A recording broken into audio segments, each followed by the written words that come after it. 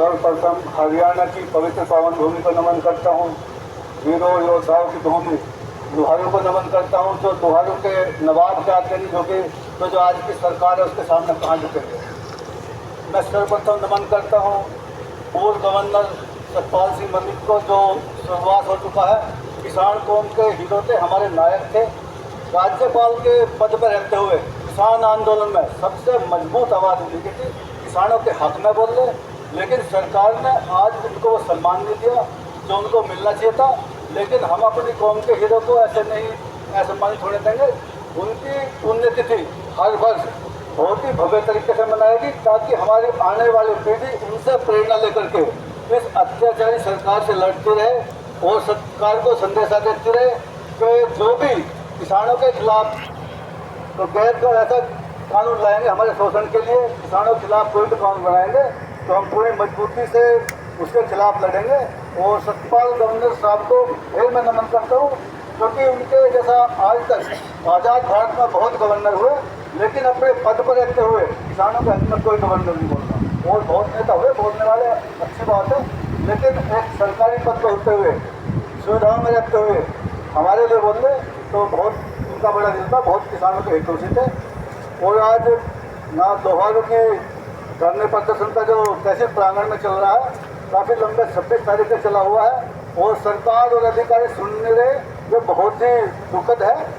जब सरकार बड़े बड़े उद्योगपतियों का बहुत बड़ा अमाउंट माफ़ कर सकती है, लेकिन हमारा तो बीमा कटा हुआ है, सरकार ने पैसे लिए बीमे के, तो आपको जब भी कोई नुकसान होगा फसल का किसी भी तरीके से तो उसको भरपाई की जाती है, इसीलिए बीमा होता है। और मकानों के बीमे हो रहे, गाड़ियों के हो रहे, जहाँ भी कोई दुर्घटना होती है गाड़ी का तुरंत क्लेम होता है। लेकिन किसानों की फसलों का मुआवजा देने में सरकार नखरे कर रही है और घोटाले कर रही है, यानी कि हमारे जो पैसे जाता है उसको तुरंत काट दिया, उस पैसे का पता नहीं अपना कहाँ उसको यूज कर रहे हैं। लेकिन आज जब किसान पीड़ित है, किसान अपनी फसल की बर्बादी को अपने आंखों का देखता, किसान अपनी फसल को बच्चों की तरह पालता, 6 महीने तक उसकी बहुत अच्छी तरह देखभाल करता है और अपनी आंखों के आगे जब फसल उजड़ती है तो बहुत दुख होता है। किसान इसीलिए बीमा कर पाता है कि मुझे उस टाइम पर मुआवजा मिलेगा, लेकिन किसान ने तो जब मुआवजा नहीं मिला तो धरने बैठना पड़ रहा। आज काफ़ी समय हो चुका है, 20-21 दिन हो चुके हैं बैठते हुए, और नया अधिक यानी 23वां दिन हो चुका है। जब तक 23 दिन हो चुके हैं, अधिकारी ये तो 2 दिन में निपटाना था। अधिकारियों के यहीं एसडीएम साहब बैठते हैं, डीसी साहब से बात करें, जहाँ भी कृषि मंत्री किससे बात कर करके और हमारा मुआवजा दिलाना था।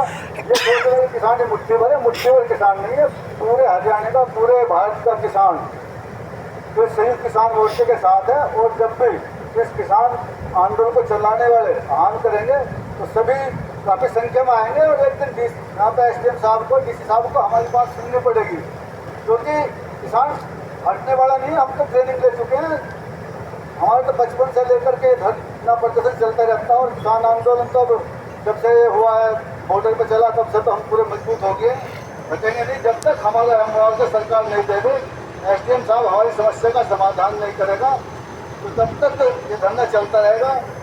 और सरकार को जल्द सुन ले तो अच्छी बात है, नहीं इनके गले की नकेल बने रहेंगे हम तो, क्योंकि हम तो पीछे हटेंगे नहीं। तो जब हमने बीमा भरा, बीमे की किस्त हमने दी है, तो उसका मुआवजा भी हम लेकर रहेंगे। और यहाँ पर जो जो किसान योद्धा, किसान कौम के नेता, किसान का मेरे वर्ग के लोग बैठे हुए हैं, मैं इनको बहुत बहुत नमन करता हूँ, बहुत दंडवत प्रणाम करता हूँ।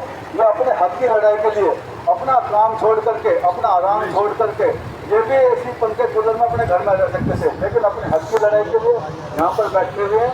ये पूजा के योग्य है, नमन के योग्य है। और देखो एक तो बात और है जो किसान कौम के लिए, देखो आजकल हमारे बच्चे थोड़ा नशे की तरफ जा रहे हैं, उन तक कंट्रोल करना पड़ेगा। हम तो वैसे बर्बादी की तरफ हैं, तो अपने बच्चों को नशे से रोक दिया। देखो शिक्षा का आने वाले समय में बहुत ज़्यादा महत्व है।